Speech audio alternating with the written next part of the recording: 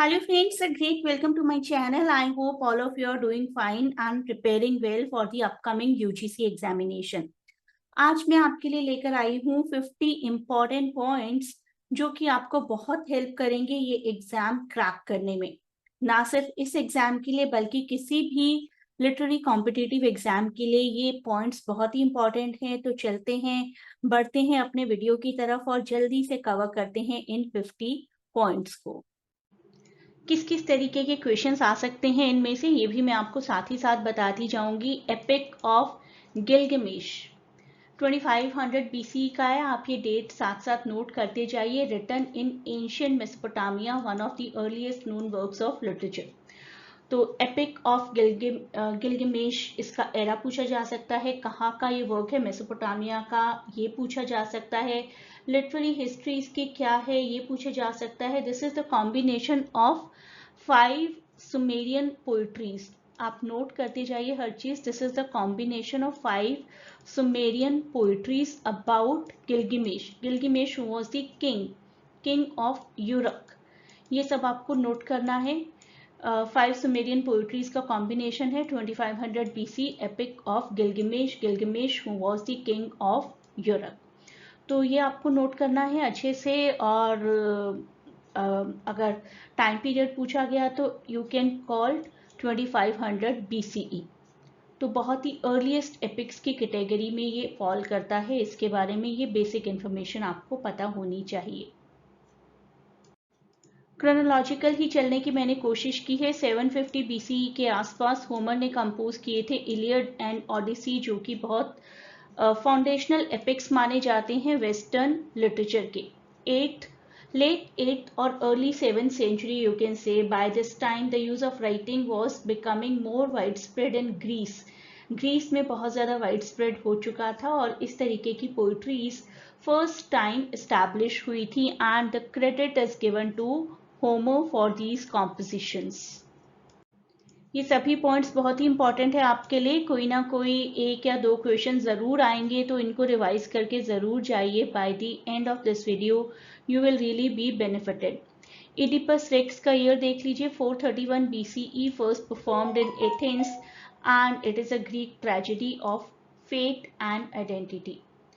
Exact year, although it's not known, but still we say 431 to be a concrete year. 426 और 431 BCE के बीच में इसका कहीं पर टाइम पीरियड माना जाता है। Very seminal work of classical Greek drama. Tight construction है इसकी, बहुत टेंशंस बहुत ज़्यादा माउंट हो जाती है। और dramatic devices of recognition, discovery, anagnorisis, peripeteia, मर्शिया, वो सब कुछ इस प्ले में आप पा सकते हैं। One more important date, that is approximately 300 BC, library of Alexandria establish की गई थी इजिप्ट में, which became a major centre for preservation and study of ancient texts. So library was established around 300 BCE by Demetrius. Demetrius उस person का नाम था, Demetrius जो कि एक मिड समर नाइट्स ड्रीम के कैरेक्टर भी हैं। Library was part of the Alexandrian museum, a research institute जिसने बहुत दूर दूर के स्टूडेंट्स को अट्रैक्ट किया था। इवन स्कॉलर्स लाइक यूक्लिड, जो कि हम मैथ्स में पढ़ते हैं ना, यूक्लिड्स ज्योमेट्री, उनको भी अट्रैक्ट किया था इस लाइब्रेरी ने। ओविड का Metamorphosis, which is a combination of many moral stories, जिसमें कहीं ना कहीं ट्रांसफॉर्मेशन होता है। मेटामॉर्फोसिस वर्ड का ही मतलब है translation. This was the work of 8 CE।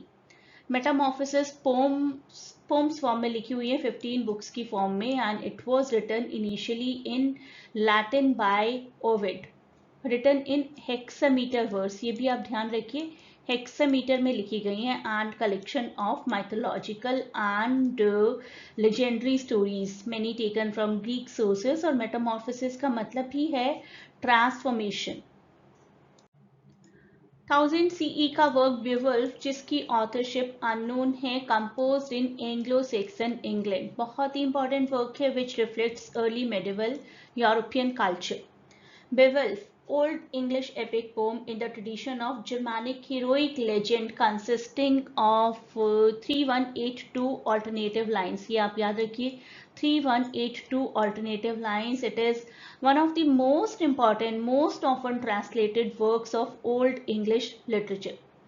Date of composition is a matter of contention among scholars. The only certain dates are considered to be between 975 and 1025, जिनका एवरेज निकलकर 1000 आता है. तो 1000 आप याद रख लीजिए approximately, and the authorship is unknown. इसके बाद बढ़ते हैं ईयर 1066 की तरफ. नॉर्मन कॉन्क्वेस्ट के लिए जाना जाता है, इन विच फ्रेंच इन्फ्लुएंस इंट्रोड्यूस हुआ था इंग्लैंड में. English culture, English language, English literature, सब कुछ इम्पैक्ट हो गया था. Most of the French vocabulary in English entered the language after the Norman conquest in 1066. Old French, specifically the Old Norman dialect, became the language of New Anglo-Norman court and the government and the elites, and the period lasted for several centuries. Even 100-year wars भी इसी period के बीच में हुई थी. 100-year wars का भी year मैं आपको बीच में याद दिला देती हूँ यहाँ पर, 1337 to 1453. तो जो कुछ भी हम आज पढ़ रहे हैं उसमें से कोई ना कोई क्वेश्चन फॉर श्योर आपको आएगा एग्जाम में. तो इस वीडियो को बहुत ही ध्यान से देखिए, सब कुछ नोट करिए. 1321, year known for the Divine Comedy, Dante Alighieri.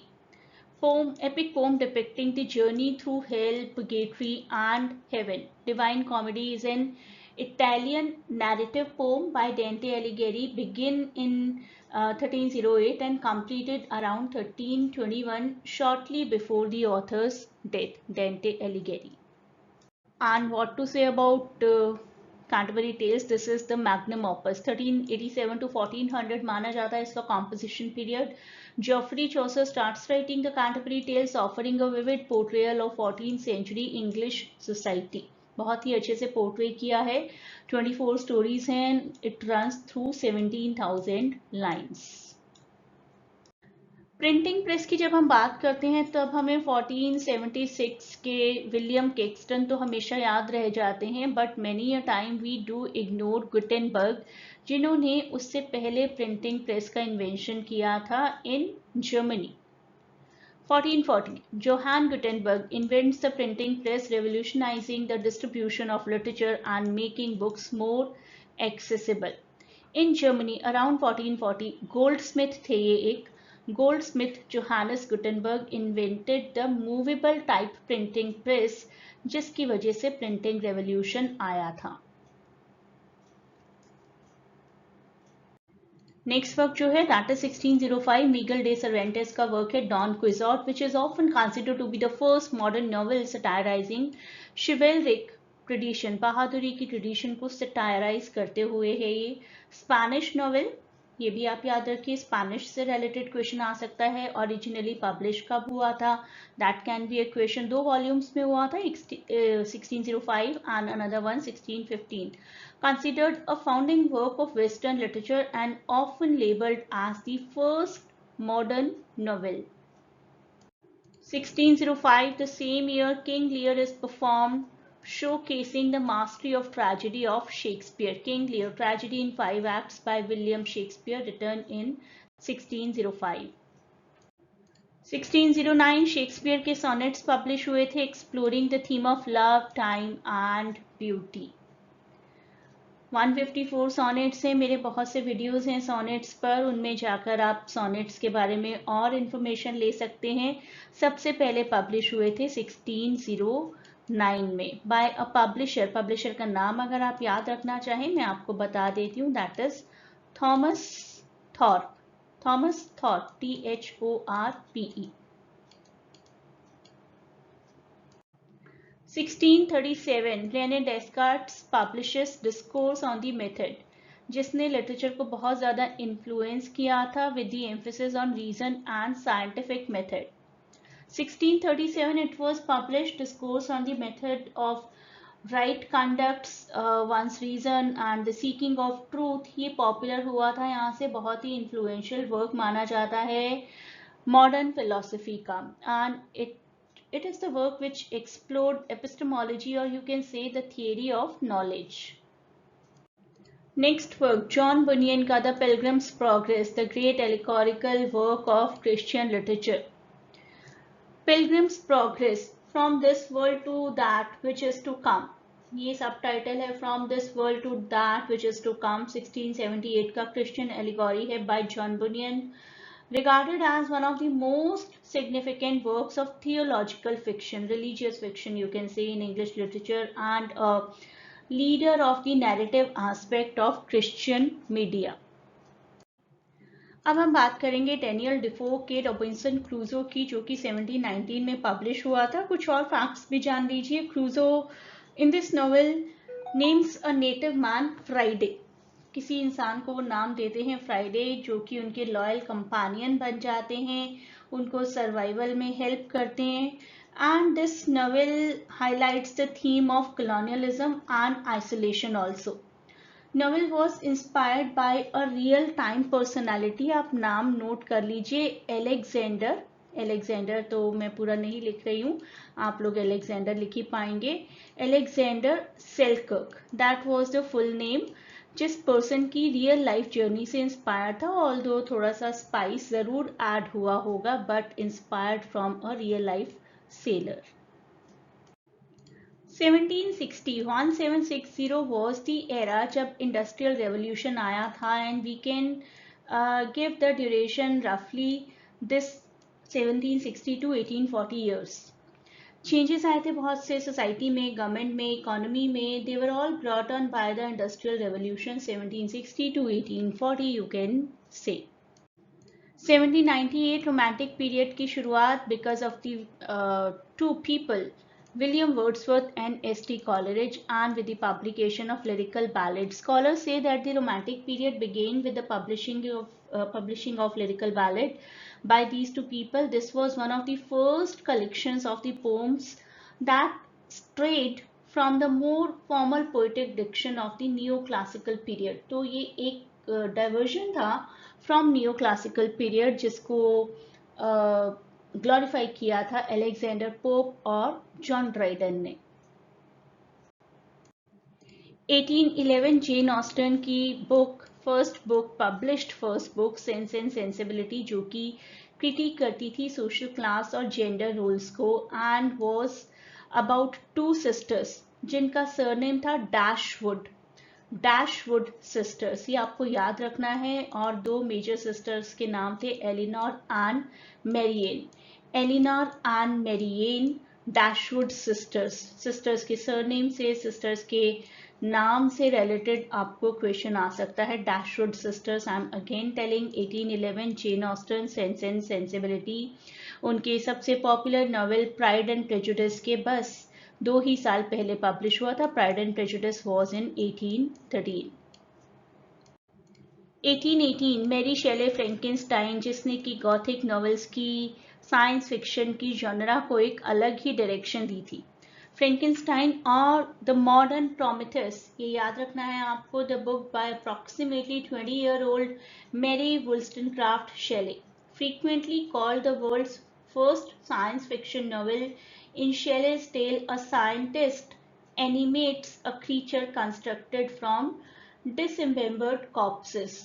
कुछ बॉडीज की हेल्प से एक क्रीचर क्रिएट किया जाता है by Victor Frankenstein. Frankenstein is not the name of the monster. Monster को सिर्फ मॉन्स्टर बुलाया गया है, कोई नाम नहीं दिया गया है. 1837 में पब्लिश होता है चार्ल्स डिकेंस का Pickwick Papers, his first novel marking the beginning of his literary career. Pickwick Papers was Charles Dickens' first novel, published 1837. Dickens wrote this one as a picaresque novel. Picaresque, जिसमें हमारे protagonist की एक adventurous journey होती है और एक epiphany होती है bye the and from the a slight immoralistic character towards morality. तो एक story which follows a lower class hero in a corrupt society, and slowly and steadily the hero learns more about himself, more about his society, and turns out to be a better person by the end. 1851, Herman Melville's Moby Dick is published, exploring the theme of obsession and revenge. Melville की ये 6th book थी जो कि 1851 अक्टूबर में publish हुई थी London में 3 volumes में, और इसका सबटाइटल था द वेल, यहाँ पर लिखा भी है मॉबी डिक और द वेल। कुछ इंपॉर्टेंट फैक्ट्स हैं जो इसमें से आपको आ जाते हैं एग्जाम्स में। One is the name of the ship, जिसमें पूरी स्टोरी है, that is Pequod, primary ship on which much of the novel's action take place, and it is commanded by Captain Ahab. Captain का नाम Ahab है, and captain Ahab is obsessed with hunting the white whale Moby Dick. And one more ship is there जिसका नाम है Rachel. आप में से जो लोग फ्रेंड्स वेब सीरीज देखते हैं वो आराम से इस नाम को रिकॉग्नाइज कर लेंगे और याद रख लेंगे, Rachel. A ship that appears later in the novel captain by character named Captain Gardiner. उन कैप्टन का नाम था गार्डिनर, ऑल्दो ऐसा क्वेश्चन मैंने कभी देखा नहीं है, लेकिन हो सकता है एग्जाम में आ जाए। And this is the saviour kind of ship. 1855 में वॉल्ट व्हिटमैन शुरुआत करते हैं लीव्स ऑफ ग्रास के पब्लिकेशन की, जो कि उनकी अमेरिकन एक्सपीरियंस के बारे में है, और 1892 तक इन्होंने इसके काफ़ी सारे वर्जन्स लिख दिए थे। Approximately 9 versions were written by 1892। 1865 में लुइस कैरल का work Alice adventure in Wonderland एक बहुत ही ग्रेट वर्क है चिल्ड्रन लिटरेचर में। Alice adventure in Wonderland, also known as Alice in Wonderland, 1865 का इंग्लिश चिल्ड्रन नॉवेल है by Lewis Carroll, a mathematician at the university of Oxford. It details the story of a girl named Alice, जो कि नाम से ही लग रहा है, who falls through a rabbit hole into the fantasy world। और anthropomorphism का बहुत अच्छा एग्जाम्पल है। एंथ्रोपोमॉर्फिज्म जिसमें एनिमल्स या ऑब्जेक्ट्स बात कर सकते हैं एक दूसरे से। 1884 और 85 ऑल्सो यू कैन से, क्यों वो मैं अभी आपको बताने वाली हूँ। Adventure of Huckleberry Finn was published, और it addresses so many social issues including race and identity. Adventure of Huckleberry Finn, novel by American author Mark Twain, which was first published in UK in December 1884 and then in US in February 1885. तभी मैंने कहा कि 2 years हैं इसके, तो 1885 US and 1884 UK। 1903, W.B. Yeats publishes The Wind Among the Reeds, और Irish literary revival का एक मास्टरपीस था। W.B. Yeats के बारे में मैं कई बार आप सबको, अपने बहुत से स्टूडेंट्स को क्वेश्चन करवाती हूँ कि एक ऐसा टाइम पीरियड आया था जब लिटरेचर थोड़ा सा फेड अवे होने लगा था फ्रॉम आयरलैंड, और क्रेडिट जाता है W.B. Yeats को। तो W.B. Yeats ने इस प्ले को पब्लिश किया, प्रोड्यूस किया, और ये बुक की फॉर्म में 34 पेजेस लॉन्ग बुक है, and it is considered to be a landmark for the contribution towards Irish literary revival. एक बहुत ही इंपॉर्टेंट इवेंट जो कि 1914 से 18 तक हुई है, दैट इज वर्ल्ड वॉर 1, और वर्ल्ड वॉर 1 ने हमारे कुछ राइटर्स को, मॉडर्निस्ट राइटर्स को बहुत इम्पैक्ट किया, T.S. Eliot and James Joyce specifically. So we can say modernism in literature originated in the late 19th or early 20th century, and the main reason is the environment of war. War को एक दिन में, पहले दिन तो हो नहीं गई होगी कि 1914 के एक पर्टिकुलर डे से हम वॉर शुरू करेंगे, पहले से ही ऐसा ट्रेंड चल रहा था। तो मॉडर्निज्म भी अराइज हुआ इसकी वजह से, और मॉडर्निज्म का एक फ्रेज भी जो कि एजरा पाउंड का एक फेज है, एजरा पाउंड का फ्रेज ये आप याद रखिए, make it new. Ezra pound का ये फेज मॉडर्निज्म के टाइम पीरियड में बहुत पॉपुलर हुआ था, मेक इट न्यू। आज के वीडियो में आप जो कुछ भी कवर करेंगे बहुत ही इंपॉर्टेंट रहने वाला है आपके लिए। I am telling you over and again, may be I can sound repetitive and monotonous, but यही मोनोटनी आपको शायद 4 to 8 to 12 एक्स्ट्रा मार्क्स दिलवा सकती है आपके एग्जाम्स में। Then comes 1922, जेम्स जॉयस का यूलिसिस। एंड यूलिसिस के साथ ही साथ और भी कुछ पॉपुलर वर्क्स हैं। वेस्टलैंड भी इसी ईयर में पब्लिश हुआ था। स्ट्रीम ऑफ कॉन्शियसनेस को काफ़ी अच्छे से इस्तेमाल किया जेम्स जॉयस ने। यूलिसिस एक मॉडर्निस्ट नॉवेल है by Irish writer James Joyce. Part of it were first serialised in the American journal the Little Review. Little Review में पब्लिश होने शुरू हुए थे 1918 से लेकर दिसंबर 1920 तक, और फिर एंटायर बुक की फॉर्म में it was published in 1922। That too on the very same day of Joyce, James Joyce 40th birthday, उनके 40th बर्थडे पर 2 फरवरी को पब्लिश हुआ था। It is considered one of the most important work of the modernist literature. Characters हैं Leopold Bloom and Stephen Dedalus, और इन characters को माना जाता है कि ये ऑडिसिस से इंस्पायर हैं। तो क्या क्या इंस्पायर्ड कैरेक्टर्स हैं दैट वी कैन सी। अगर हम लियोपोल्ड ब्लूम को देखें जो कि मेजर कैरेक्टर हैं, दैट मैचेस विद ऑडिसिस। और अगर हम स्टीफन डेडलस को देखें तो Stephen Dedalus matches with Odysseus son Telemachus, and Bloom's wife Molly corresponds to Penelope जो कि ऑडिसिस की वाइफ थी। तो ये सब आपको याद रखना है कौन किससे मैच करता है। रीरन करके देख लीजिए वीडियो को बहुत अच्छे से, ये सब चीज़ें आपको एग्जाम में आ सकती हैं। The year 1925 saw the publication of the great novel The Great Gatsby by F. Scott Fitzgerald।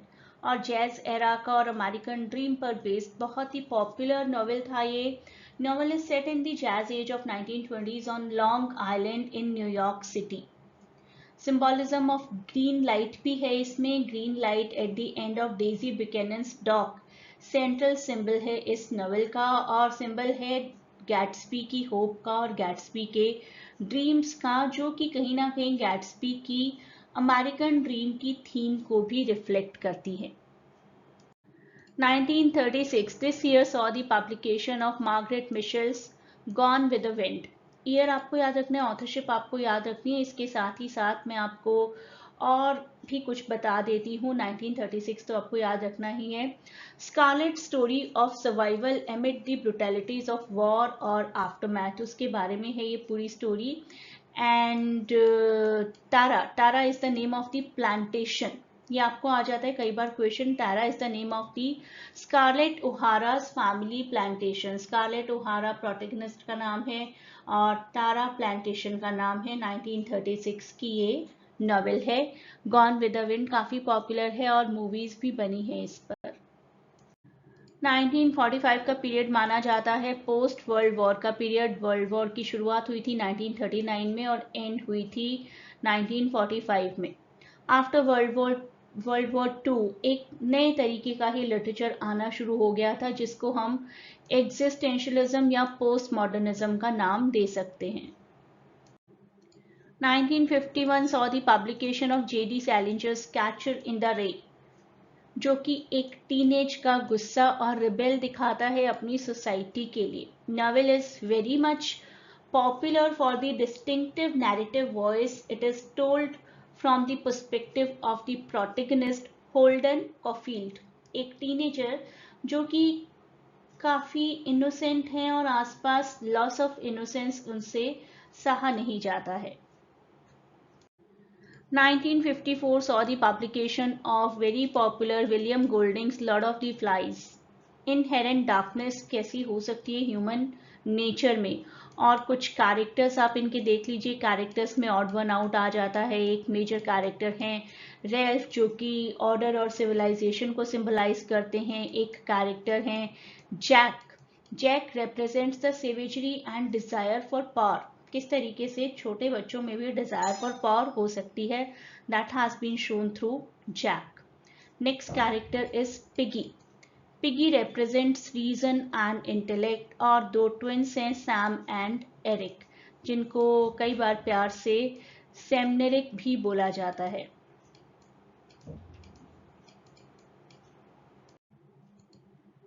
Next 1960 Harper lease To Kill a Mockingbird is published, addressing racial injustice and moral growth।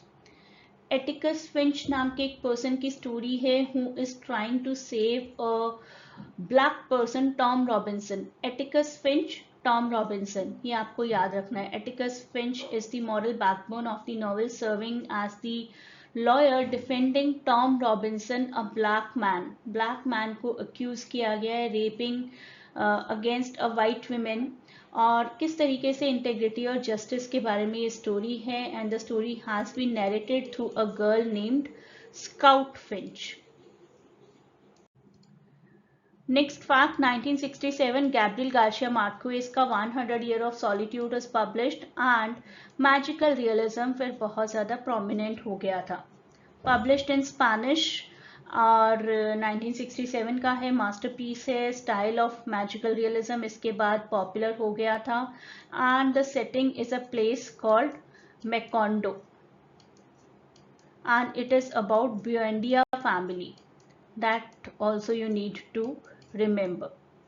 तो family के बारे में याद रखिए, setting के बारे में याद रखिए, ईयर याद रखिए, राइटर याद रखिए, मैजिकल रियलिज्म याद रखिए.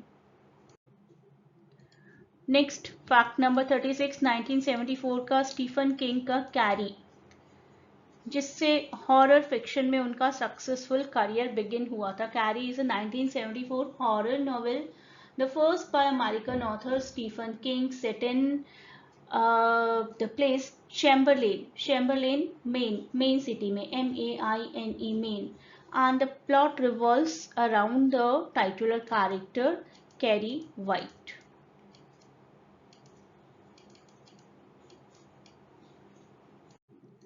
Next 1980 Salman Rushdie midnight's children, बहुत ही popular post colonial post modernist novel है. 1981 novel by Indian British writer Salman Rushdie, published about India's transition from British colonial rule to independence and partition and the emergency period also. ठीक है, तो post colonial novel है, post modernist novel भी है, magical realism भी है यहाँ पर. और चीफ प्रोटैगनिस्ट का नाम है सलीम सिनाई, जो कि पूरा नॉवल हमें हिस्टोरिकल कॉन्टेक्स्ट के थ्रू बताते हैं. Next, 1987 Toni Morrison Beloved is published. Toni Morrison 1987 Beloved. Protagonist का नाम है सेठे, जो कि एक एस्केप्ड एंस्लेव्ड विमेन है. She is haunted by the ghost of her daughter Beloved. तो यहाँ पर भी हम कह सकते हैं कि मैजिकल रियलिज्म है and the trauma of slavery is also there.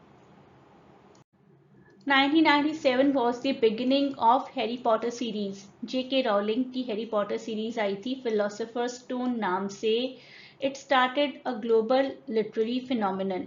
Harry Potter and the Philosopher's Stone, the first novel in the immensely popular Harry Potter series by British writer J.K. Rowling, first published in Britain in 1997 and appeared in United States the following year with the title Harry Potter and the Sorcerer's Stone. Philosopher stone की जगह sorcerer stone था, और ये change, छोटा सा एक change भी आपको एग्जाम में आ सकता है. 2001 जॉनथन फ्रेंजेन का corrections is published, highlighting the contemporary American issues.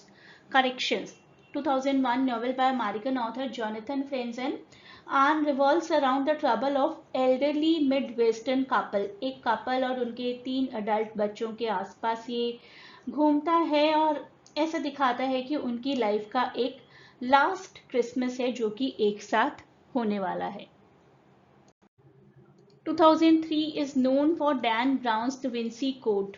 काफी पॉपुलर रहा था नॉवल, ऑल्दो इस पर जब मूवी बनी थी that was not liked much by the audience. Mystery thriller novel है 2003 का, Dan Brown. It is Brown second novel to include the character name Robert Langdon. Character भी याद कर लीजिए, यू नेवर नो किस तरीके का क्वेश्चन कब आ जाए आपको एग्जाम्स में. फर्स्ट नॉवल जिसमें ये कैरेक्टर इंट्रोड्यूस हुआ था that was Angels and Demons. वो नॉवल 3 साल पुराना ही था, ईयर 2000 में आया था. एंजल्स एंड डेमन्स, उसमें भी यही कैरेक्टर यूज हुआ था रॉबर्ट लैंगडन का.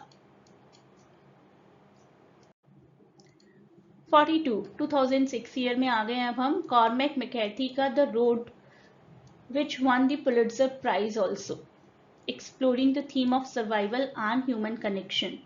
2006 का नॉवल है by American writer Cormac McCarthy, and the book details the journey of a father and his young son over a period of several months across a landscape blasted by the unspecified catastrophic event that has destroyed industrial civilization and nearly all life. 2006, you can say post-catastrophic novel by American writer Cormac McCarthy. 2010, David Mitchell का Cloud Atlas is published and later adapted into a movie as well, और बहुत ही intricate narrative structure है इसका. Third novel है in writer का, British writer का. The book combines metafiction, historical fiction, contemporary fiction, science fiction and what not. बहुत सी interconnected nested stories हैं जो कि रीडर्स को बिल्कुल बांध कर रखती हैं. And the setting is the island of हवाई. 2011, Haruki Murakami IQ84 is published in English, expanding his global readership. नाम से लगी रहा है कि जापानीज राइटर है, एंड यस जापानीज राइटर हैं. This novel covers the fictionalized year of 1984 in parallel with the real one. अभी का टाइम भी चल रहा है और उसके साथ ही साथ 1984 का टाइम भी चल रहा है. The novel is a story of how a woman named एओमेम, मैं आपको नाम भी बता देती हूँ लिखकर, एक फीमेल है जिनका नाम है एओमेम. एओमेम begins to notice some strange changes occurring in the world, और टाइम पीरियड 84 का और प्रेजेंट का पैरेलली चलता है. 2016, कॉल्सन व्हाइटहेड का the underground rail road. It also won the Pulitzer Prize for fiction. Underground Railroad is a historical fiction novel by American author Colson Whitehead, published in 2016. Novel reimagine करता है एक historical underground railroad as an actual physical railway system following the escape of a person named Cora, C-O-R-A, Cora. नाम आपको आ सकता है associate करने के लिए. Cora का escape from slavery and her journey through a series of states with different approaches to slavery and freedom, और उस सब के साथ साथ इस अंडरग्राउंड रेल रोड का कनेक्शन है एस्केप के साथ साथ. जॉर्ज सॉन्डर्स का Lincoln in the Bardo, which also won the Man Booker Prize and was praised again for innovative narration. Lincoln in Bardo 2017 का एक एक्सपेरिमेंटल नॉवल है by, as I told you, George Saunders, and full length first novel है and was the New York Times hardcover fiction bestseller for that particular year. This novel is set in 1862 and tells the story of Abraham Lincoln. आपको नाम से ही लगा होगा. Yes, it is about Abraham Lincoln and the death of his young son Willie. And the narrative unfolds in the Bardo, a Tibetan Buddhist concept of afterlife. तो afterlife के बारे में है और लिंकन के बारे में, एब्राहम लिंकन के बारे में. Next, Ocean Vuongs on Earth We Are Briefly Gorgeous is published, exploring identity and trauma with lyrical prose. 2019 का है ये. On Earth We Are Briefly Gorgeous debut novel है by Vietnamese American poet and writer Ocean Vuong, published 2019 as I told, और ये epistolary novel है. It is written in the form of letter from a Vietnamese American son to his illiterate mother. Next is Kazu Ishiguro's Kiara and the Sun. Eighth novel है by this British writer, published in 2021, dystopian science fiction story है. The novel is set in a dystopian future in which some children are genetically engineered, or you can say lifted, designed, created, जिनकी academic ability को, intelligence को enhance किया जाता है artificially. 49. Sally Rooney का work Beautiful World Where Are You? 2022. Beautiful World Where Are You, novel by Irish author Sally Rooney. It was released or published on 7 September 2021. The work tells the story of Alice Kelleher, Alice आपको नाम याद रखना है। Alice की ये story है, Alice केलहर नाम की पर्सन की, an Irish novelist and her best friend Eileen. तो एलिस और एलिन की स्टोरी है। Eileen an editor at a literary magazine and in alternating chapters are descriptions of their lives and emails they sent each other. तो story of Alice and Eileen। तो मैंने आपको old English से लेकर contemporary time period तक के सभी important novels करवाने की कोशिश की है इन अ सिंगल वीडियो। अब फाइनली देख लेते हैं कुछ recent awards. 2023 Nobel prize in literature was awarded to Norwegian author Jon Fosse, ये आपको याद रखना है। English author Neelum Saran Gour won the award for her novel Requiem, साहित्य academy award. Requiem in Raga Janaki, which was adapted for English also, और Hindi novelist Sanjeev won the award साहित्य academy award for the work मुझे पहचानो। तो ये सब आपको याद रखना है। इसमें से कुछ ना कुछ, आज के इस वीडियो में से कुछ ना कुछ आपके एग्जाम में जरूर आएगा। Please do not forget to like and comment on this video and share and subscribe the channel. A great good luck for your exam.